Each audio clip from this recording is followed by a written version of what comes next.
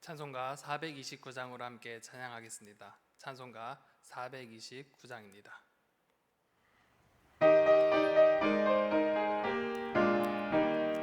세상 모든 풍파 너를 흔들어 약한 마음 낙심하게 될 때에 내려주신 주의 복을 세어라. 주의 크신 복을 내가 알리라. 받은 복을 세어 보아라. 크신 복을 내가 알리라. 받은 복을 세어 보아라. 주의 크신 복을 내가 알리라. 세상 근심 걱정 너를 누르고 십자가를 등에 지고 나갈 때 주가 내게 주신 복을 세어라. 두려움 없이 항상 찬송하리라. 받은 복을 세어 보아라. 크신 복을 내가 알리라. 받은 복을 세어 보아라. 크신 복을 내가 알리라. 세상 권세 너의 앞길 막을 때 주만 믿고 낙심하지 말아라. 천사들이 너를 보호하리니 염려 없이 앞만 보고 나가라. 받은 복을 세어 보아라. 크신 복을 내가 알리라.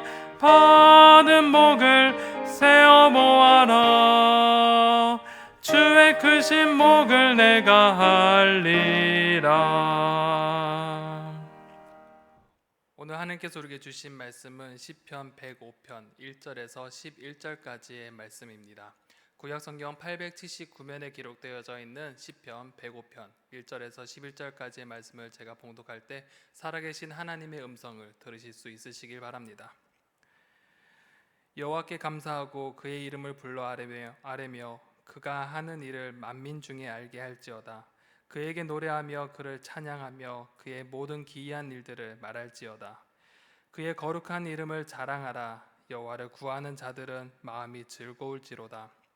여호와 그의 능력을 구할지어다. 그의 얼굴을 항상 구할지어다.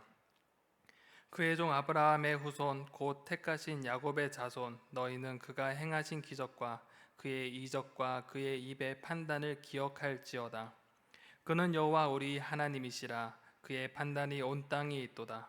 그는 그의 언약 곧 천대에 걸쳐 명령하신 말씀을 영원히 기억하셨으니 이것은 아브라함과 맺은 언약이고 이삭에게 하신 맹세이며 야곱에게 세우신 율례 곧 이스라엘에게 하신 영원한 언약이라. 이르시기를 내가 가나안 땅을 내게 주어 너에게 할당된 소유가 되게 하리라 하셨도다. 아멘. 8월 마지막 주는 시편 105편과 106편을 우리가 함께 묵상하고자 합니다. 시편 105편과 106편은 구속의 역사와 관련된 시로서 구속의 관점으로 한 쌍을 이루는 시이기도 합니다. 하지만 서로의 강조점이 달라서 105편의 경우 하나님의 신실하신 사랑에 집중하면서 애굽에서 노예로 구속받았지만 하나님께서 구원하신 그것을 강조하는 반면에 106편의 경우 이스라엘의 실패를 강조하며 그것에서 뉘우친 기억을 제공하고 있습니다. 오늘 함께 살펴볼 105편의 시인은 하나님의 이름이 그가 행하신 일을 떠올리며 하나님을 적극적으로 찬양할 것을 권하며 하나님의 영원한 언약을 선포하며 기억할 것을 권하고 있습니다. 오늘 본문의 구조를 살펴보면 크게 두 개의 단락으로 구성되어 있습니다. 첫 번째는 하나님을 찬양하라 라고 시인은 말하면서 1절에서 4절까지 하나님을 찬양하며 찬양을 독려합니다. 그리고 5절에서 11절까지는 선조들과 언약을 맺으신 하나님을 말하면서 그 하나님의 기이하신 기적을 기억하며 그 맺으신 영원한 언약을 기억하라고 우리 가운데 말하고 있습니다. 이제 단락별로 자세히 한번 살펴보도록 하겠습니다. 첫 번째, 하나님을 찬양하라 라고 시인은 이야기합니다. 시인은 다양한 표현을 통해서 찬양의 자리로 사람들을 초청하고 있습니다. 1절에 보면 여호와께 감사하고 라고 시작합니다. 여기서 감사라는 단어는 히브리어로 호두라는 단어입니다. 이는 찬양과 감사의 목소리로 드리라 라는 뜻을 가지고 있습니다. 시인은 찬양과 감사의 목소리를 드리며 하나님의 이름을 부르며 그의 이름을 선포함으로 하나님께서 행하신 일을 만민이 알게 하라고 명령하고 있습니다. 그렇다면 만민이 알아야 될 하나님의 행위는 어떤 것일까요? 바로 2절에서는 이렇게 이야기합니다. 그에게 노래하며 그를 찬양하며 그의 모든 기이한 일들을 말할지어다. 만민에게 말할지어다 라고 말하고 있습니다. 만민에게 알릴 하나님의 행위는 바로 하나님께서 행한 기이한 일들입니다. 이 기이한 일, 하나님께서 백성들에게 행하신 놀랍고 환상적인 일들을 말하면서 하나님을 찬양하라고 말합니다. 이 환상적인 일들은 이후에 나타나겠지만 하나님께서 이스라엘 백성에게 이행하신 언약과 구속의 역사들입니다. 구체적인 것은 이후에 다시 세밀하게 살펴보며 본문을 다시 한번 살펴보도록 하겠습니다. 3절과 4절에는 여호와를 찾고 그를 즐거워할 것을 요청합니다. 3절에 보면 그의 거룩한 이름을 자랑하라. 여호와를 구하는 자들은 마음이 즐거울지로다 라고 합니다. 여기서 자랑하라 라고 말합니다. 이는 실제적으로 찬양하라 라는 표현입니다. 이는 개인적인 기쁨과 자랑의 표현으로 볼 수 있는데, 그렇게 찬양하는 자는 하나님의 거룩한 이름을 소유한 백성이니 자부심을 가지며 그의 이름을 자랑하며 그의 이름을 높이라 라고 하는 것입니다. 더 나아가 여호와를 구하는 자들은 마음이 즐거울 것이로다 라고 말하면서 하나님을 찬양하는 것은 기쁨을 동반함을 말하고 있습니다. 이후 시인은 4절에서 여호와 그의 능력을 구할지어다, 그의 얼굴을 항상 구할지어다 라고 말합니다. 백성을 향해 하나님의 능력과 얼굴을 항상 구할 것을 요청합니다. 이는 하나님과 친밀함을 항상 구하라는 것, 그리고 날마다 하나님의 능력과 은총을 구하며 하나님의 보호하심과 그 보살핌 아래 살아가기를 요청하는 것입니다. 시인은 이렇게 1절과 4절까지 다양한 표현을 통하여서 하나님을 찬양할 것에 대해서 이야기합니다. 그리고 그의 행하신 일들을 선포하며 찬양할 것과 하나님과 친밀함을 항상 구할 것을 요청했습니다. 이제 두 번째 단락에서는 왜 하나님을 찬양하며 하나님을 구해야 하는지 구체적 이유를 설명합니다. 그 이유가 무엇일까? 바로 선조들과 언약을 맺으신 하나님이시기 때문입니다. 그리고 그 하나님께서 그 언약을 기억하시고 이행하셨기 때문에 하나님을 찬양할 것을 이야기합니다. 시인은 5절과 6절을 묶어서 다음과 같이 노래합니다. 그의 종 아브라함의 후손 곧 택하신 야곱의 자손, 너희는 그가 행하신 기적과 그의 이적과 그의 입의 판단을 기억할지어다 라고 말합니다. 먼저 백성을 향하여서 너희가 누구의 자손인지 누구의 후손인지 밝힙니다. 아브라함의 후손, 야곱의 자손이라고 지칭합니다. 하나님께서 행하신 역사가 우리뿐만 아니라 그들의 손조인 아브라함과 이삭, 야곱으로부터 이루어진 것이며 하나님께서 지금까지 행하셨던 그 기적과 이적, 입의 판단을 기억하라고 말합니다. 그렇다면 그 하나님이 누구이신가? 7절에서는 이 신앙의 핵심이 하나님이 누구인지를 분명히 밝히고 있습니다. 7절에 보면 그는 여호와 우리의 하나님이시라, 그의 판단이 온 땅에 있도다 라고 말합니다.